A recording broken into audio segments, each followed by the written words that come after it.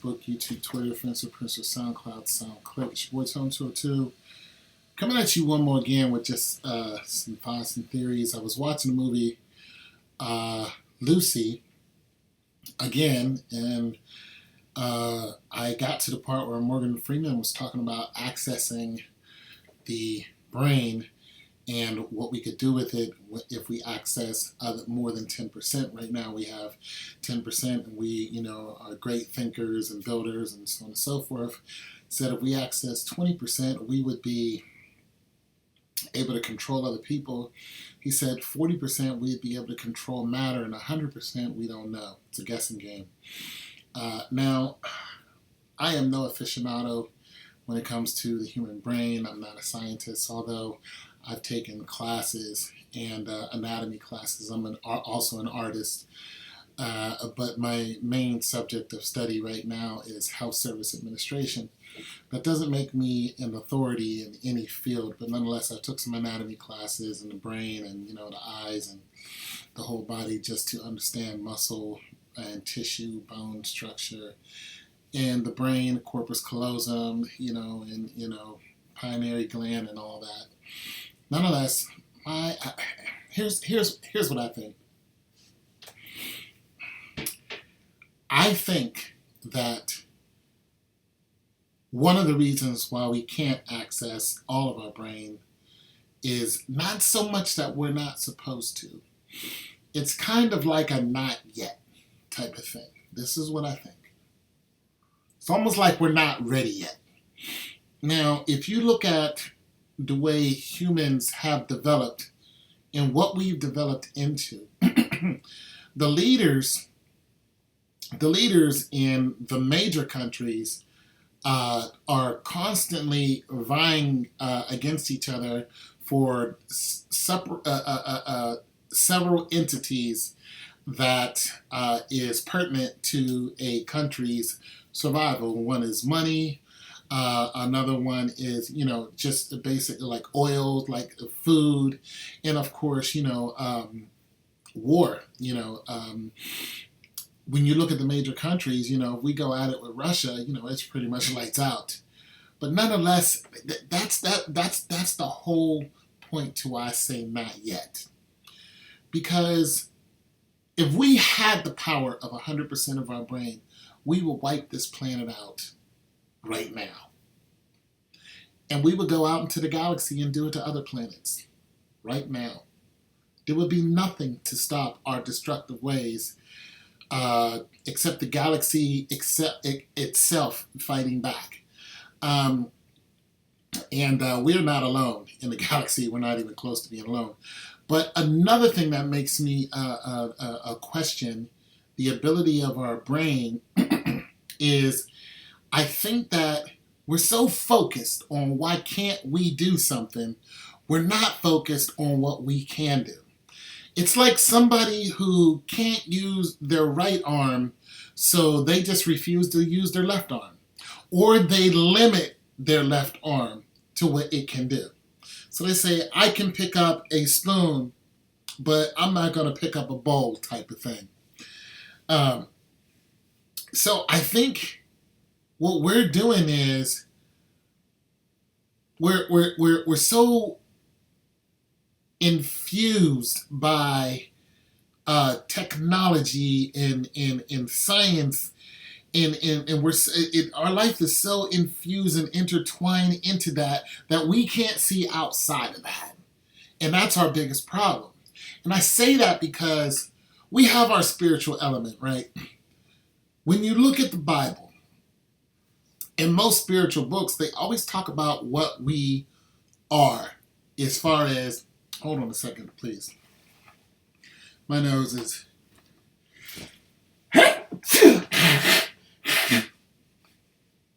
Oh my goodness, yeah. Okay. Sorry about that. The Bible talks about, what we are. And God says, I knew you before you were in the womb. Now, it's no secret that we have souls. We have, we are spirit. But my understanding is if God says, I knew you before you were in the womb, then that means we were something before we are who we call ourselves now. Like this shell that we live in is not us. But here's the thing. This shell is, this material shell, this tangible shell, binds us to this world. It limits us. It anchors us to this world. Now, but once this shell is no longer usable in this world, once it expires, then the spirit of us goes somewhere else. Now, people have their theories on where it goes: heaven, hell, cosmos, join with Gaia, all that other. But the point is that before we were this shell, we were something else. And that's where I think our concentration should be on. Because if we were something else before we came through the mother's womb, then we still are that. We're just a different part, we just added on to it. It's just like, robot parts. You add something on, and I guess it's a poor analogy, but it's just like building. It's just like building something. You're adding something onto it. This is just a conduit to keep us here. And, of course, there's other things that go along with that. But our spirit can go anywhere. Now, of course, the spiritual realm to me, the spiritual realm is the other 90%. I guess that's what I'm trying to say. We're so focused on why can't we use 100% of our brain, and I'm telling you that we can. But the other 90% of our brain is supposed to be used in a spiritual fashion. This is what I believe.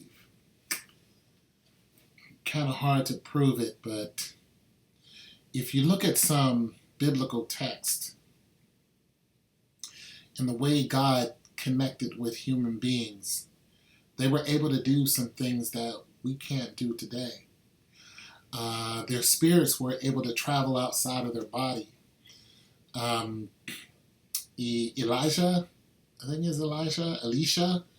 I think he basically brought a man back to life. He climbed on top of him, laid on him, and looked into his eyes. And this man was dead, but he called a spirit back to him. Yeshua, called Lazarus' spirit back to him. He also called the girl's spirit back to him. Jesus also rose. He also, he flew.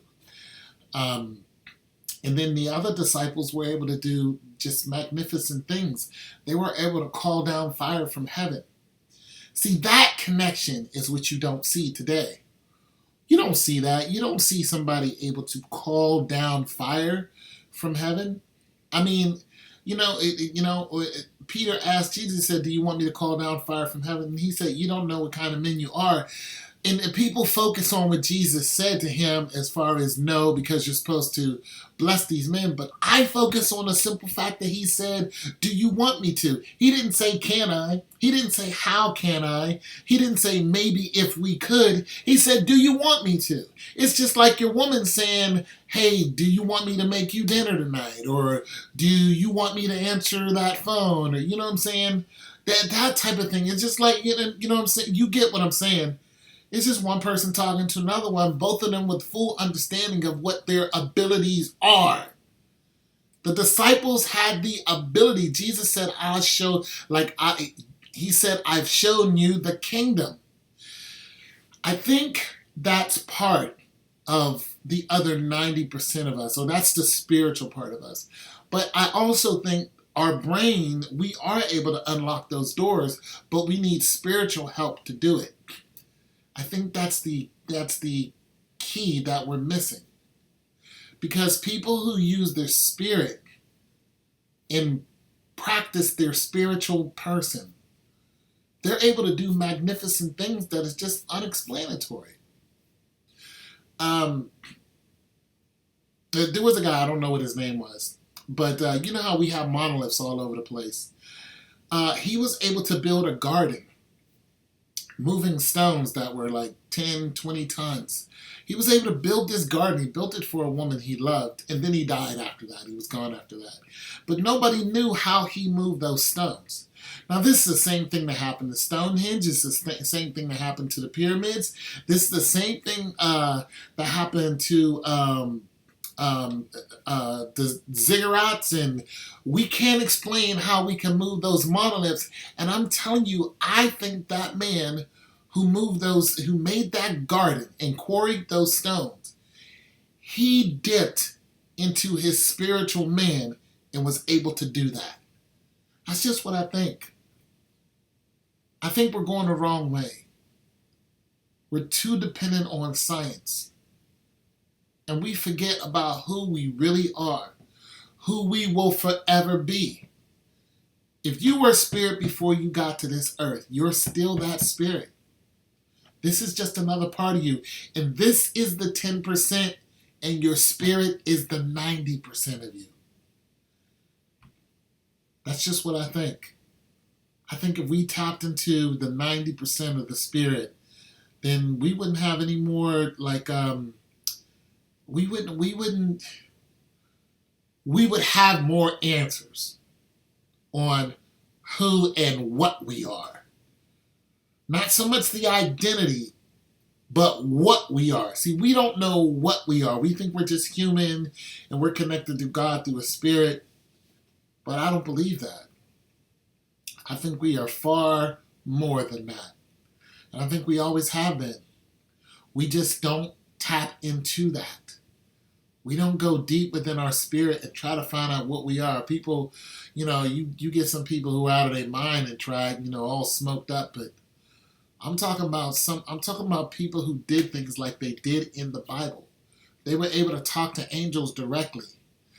Isaiah, he was able to, call down fire and to protect himself, but actually he was talking to an angel when that happened, when the 50 soldiers came for him.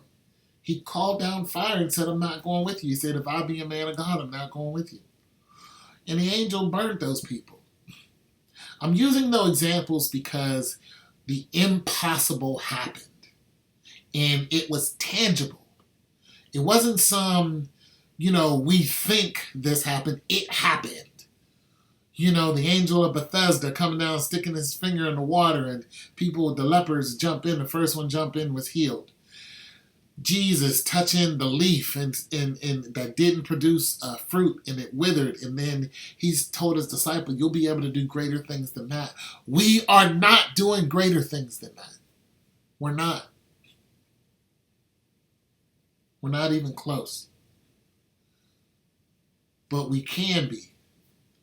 The Bible has all the secrets that we want, but we're so busy teaching watered down gospel just to get the minimal and go through the week like that. Just to give me a little bit. I don't want it all. I want a little bit of the gospel because I don't want to eat the whole thing. I just want a little taste of it so I can feel sanctified. Then, then I want to go, eat at a buffet.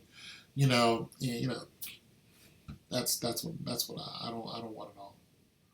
I don't want the whole truth and nothing but the truth. I want part of the truth. Because I don't want to practice what the Bible says. But here's the thing, if we practice what that Bible says, we'd be able to use the other 90% of who we are. It's just my thoughts. It's your boy Tone 202.